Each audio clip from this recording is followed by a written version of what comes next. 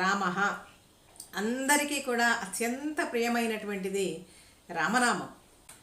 రామనామ మహాత్మ్యాన్ని గురించి, రామనామ వైభవాన్ని గురించి ఎన్ని పురాణాలు, ఎన్ని శాస్త్రాలు, ఎన్ని గ్రంథాలు మనకి పేర్కొంటూ ఉన్నాయి. ఎంతమంది రామనామంతో తరించిపోయినారు. రమంతే యోగినః అస్మిన్ ఇతి రామః. యోగులంతా ఏ మహాత్ముణ్ణి, ఏ పరమపురుషుణ్ణి ఏ నామంతో ధ్యానిస్తూ ఉంటారు అంటే రామః అనేటువంటి నామంతోనే ధ్యానిస్తూ ఉంటారు. రమంతే ఇతి రామః. సర్వ జీవులని కూడా రమింపచేసేటువంటి వాడు, సమ్మోహన పరిచేటువంటి వాడు రామశబ్దవాచ్యుడు. అత్యద్భుతమైనటువంటి, అనిర్వచనీయమైనటువంటి, ఇది ఇంత అని చెప్పలేనటువంటి సమ్మోహనకరమైనటువంటి రూప సౌందర్యం కలిగినటువంటి వాడు రామచంద్రుడు.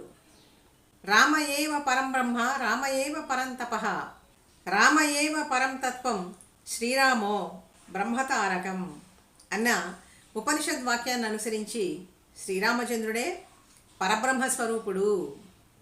రామశస్త్రభృతాంబరః అని భగవద్గీతలో కృష్ణుడు చెప్పాడు. శస్త్రధారులలో రామచంద్రుడిని నేను అని భగవద్గీతలో కృష్ణ పరమాత్మ చెప్పాడు.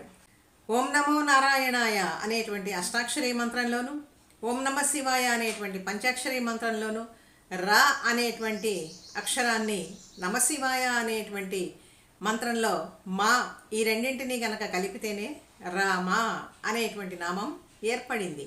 అందుకని శివ కేశవ స్వరూపుడు రామచంద్రుడు, సాక్షాత్తు పరబ్రహ్మ స్వరూపుడు రామచంద్రుడు. శ్రీరామ రామ రామేతి రమే రామే మనోరమే సహస్రనామ తత్తుల్యం రామనామ వరాననే.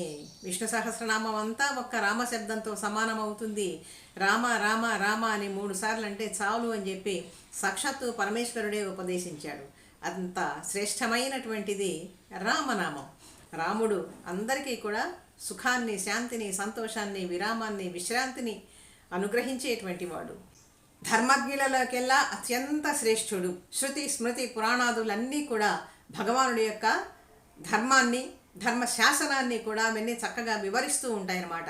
ఈ విధంగా అందరికీ ప్రియమైనటువంటి వాడు, రామనామ శబ్దవాచ్యుడైనటువంటి వాడు, తనని నిత్యము భక్తితో సేవిస్తూ ఉండేటువంటి వాళ్ళందరికీ కూడా మార్గగామి అయి, మార్గదర్శి అయి నడిపిస్తూ ఉండేటువంటి వాడు. అత్యంత శ్రేష్టమైనటువంటి శ్రేష్టత్వం, వీర్యత్వం, బలము, పరాక్రమం, తేజస్సు కలిగినటువంటి వాడు, ధర్మ పురుషోత్తముడైనటువంటి వాడు, ధర్మస్వరూపుడైనటువంటి పరమాత్మ యొక్క దివ్యమైనటువంటి నామాలను మనం గ్రహించుకున్నాము.